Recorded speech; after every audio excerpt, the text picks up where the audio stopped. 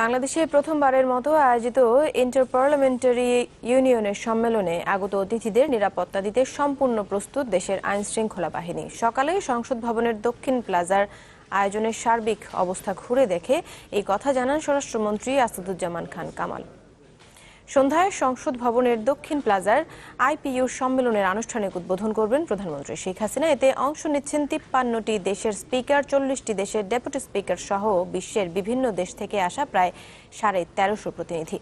১২৮ বছরের পুরনো এই সংস্থার কোনো সম্মেলন প্রথমবারের মতো আয়োজন করছে ঢাকা। সদস্য হলেও দ্বিপাক্ষিক সম্পর্কে কিছুটা উত্তেজনার কারণে ঢাকা সম্মেলনে অংশ নিচ্ছে না মিয়ানমার এবং পাকিস্তান। সম্মেলনের সার্বিক নিরাপত্তা ব্যবস্থা দেখতে আসেন স্বরাষ্ট্রমন্ত্রী, পুলিশের আইজি ও ডিএমপি কমিশনার।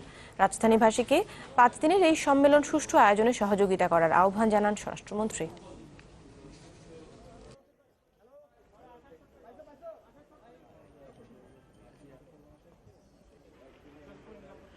দুই তারিখ এবং ৪ তারিখ ইন্টারমিডিয়েট পরীক্ষা, সেই পরীক্ষা যাতে নির্বিঘ্ন হতে পারে সেই জন্য তারাও যেন একটু সহযোগিতা করবে। আমাদের কাছে কোনো নিরাপত্তার থ্রেট নেই, আমরা যা আমাদের কাছে চলে আসছে আমরা তার ব্যবস্থা করছি।